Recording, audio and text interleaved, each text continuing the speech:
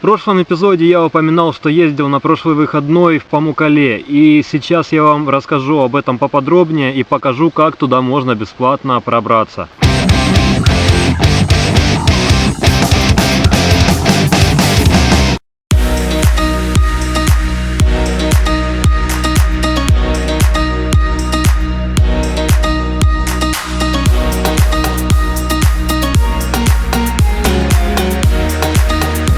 С автостопом сегодня все отлично. После рабочего дня вышел на трассу и уже проехал больше 200 километров. И всего 3 часа, начало 4-го. Сюда доехал с семейной парой с Анкары. Они мне подогнали водичку, которую я уже почти допил. Кока-колу, которую я уронил и немного пробил. Но ничего, она в принципе почти вся выжила. И еще какую-то шняшку.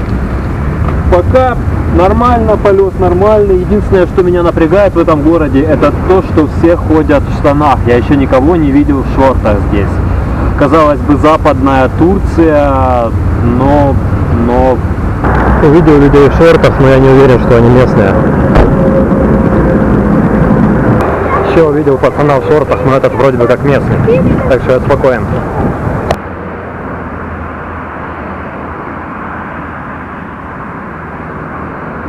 Ну вот я и на месте, выглядит, конечно, круто.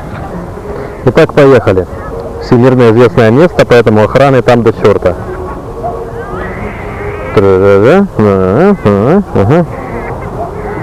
Влево. Проходите 1,5-2 километра. Ну, пойдем налево. Вот, судя по всему, справа КПП, а слева это вот как раз слева. Ну, пойдем. Так, прошел 1,5 километра, вон оттуда поворачивайте направо, но, видимо, имелась в виду вот эта вот дорога. Дальше написано, берете склон в лоб. Что-то я смотрю на этот склон, и стрёмно мне его брать в лоб. Написано, подъем тяжелый и возможен патруль.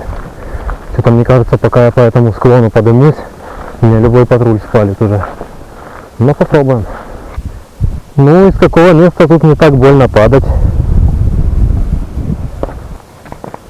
Пока все не так страшно, как казалось. Только вот куда дальше лезть. Фух, ну я таки это преодолел. Надеюсь, меня не спалили. На самом деле это было не особо сложно, потому что я четко знал направление, четко видел, куда мне нужно было добраться, в отличие от Эфеса. Да, подъем был сложный, я очень устал, но это заняло у меня всего 8 минут, и я даже ни разу не упал. Патрульный завис в Фейсбуке, заварь кто хочет. Ну, красиво, конечно. Ну ладно, красота красотой, я жрать хочу. Македонский тунец с турецким хлебом. Вкусно. Ну охренеть, билет 32 лиры сюда еще. Я не понял, куда я вообще залез и зачем я сюда лез. Или туда за вход плати, сюда еще за вход плати. Что за срань? На мальчика 6 лет я, наверное, не похож. Бесплатно не получится. Ну вот чьи-то билеты за 25 лир. То есть это, наверное, за вход сюда. Я сэкономил 25 лир. 32 лиры это было за вход в бассейн. Меня это не интересует. Пошли дальше. Ну вот это вот уже более интересно. Так, босиком надо ходить.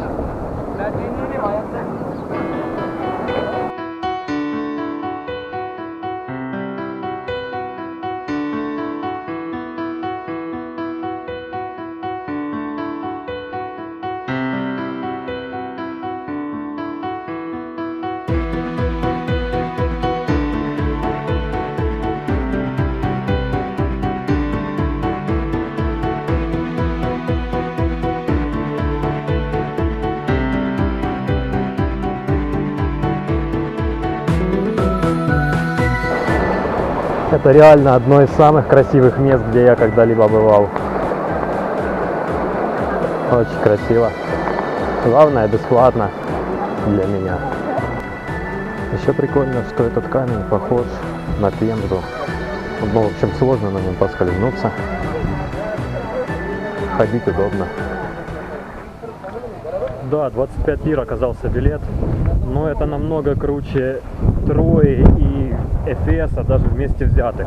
Очень круто, я бы даже сюда возможно, были бы деньги, я бы даже билет купил. Потому что очень красиво. Пошел я также по первому варианту, указанному в тексте. Но, видимо, с момента публикации многое поменялось. Во-первых, там ничего не было сказано про этот забор. И, видимо, его уже выстроили. И, ну, в общем, овраг этот не пересечь. Да и что-то озер я не вижу тоже с горячей водой. Хотел где-то там заночевать, но не знаю теперь. Буду искать место для ночевки.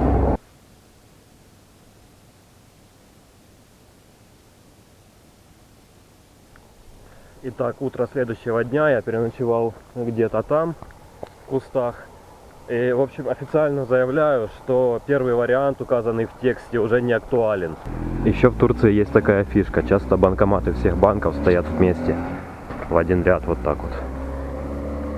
Дорога назад вышла намного интереснее. Казалось бы, я немного лишь углубился внутрь континента, внутрь Турции, отъехал от западного побережья, и уже такой автостоп стал более таким турецким.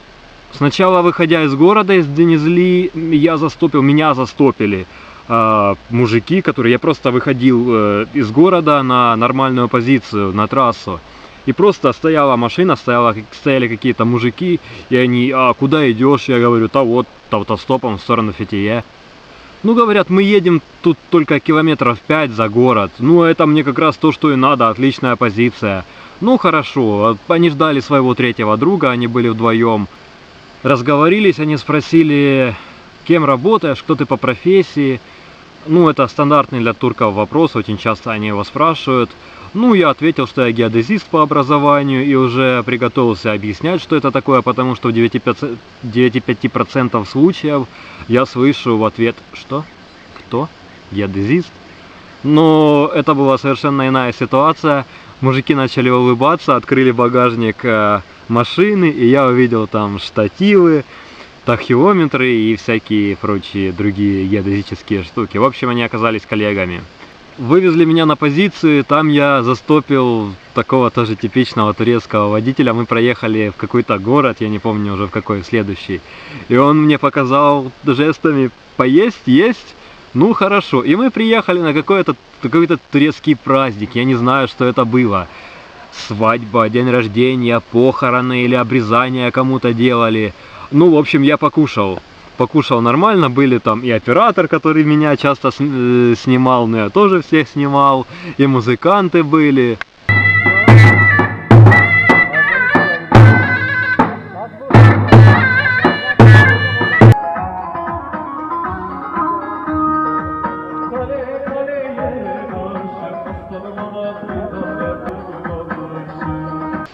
Что это был за праздник, я так и не разобрался. Ну, скорее всего, это была свадьба. Потом я застопил турецкого застенчивого гея. В общем, ехали нормально, все, он по-английски не разговаривал.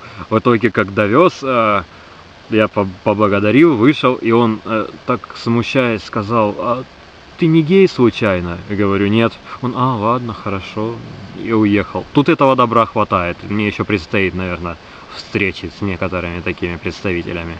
Дальше я остановил македонца на болгарской машине, мы проехали вместе 70 километров, но они пронеслись так быстро. Очень интересный собеседник, очень интересный, отличный парень, Драган. И, в общем, он мне впарил 100 лир. Это реально много, я отказывался, это около 30 евро. Но он был, в общем, очень убедительным, и, ну, у меня, короче, 30 евро плюсом. Теперь мой бюджет почти выровнялся, почти пришел в ноль баланс. Затраты где-то, я не знаю, 15 евро за всю поездку. Потом я проехал еще 70 километров с другим водителем, но это тянулось как вечность. Я еще смотрю на часы. Сборная играет нормально, успеваю футбол посмотреть. И в итоге останавливаю я этого мужика, и он едет. Там остановился, тут остановился. Вот, говорит, кафешка моя. Пришли мы, покушали там, он выдал показательных звездюлей всему персоналу.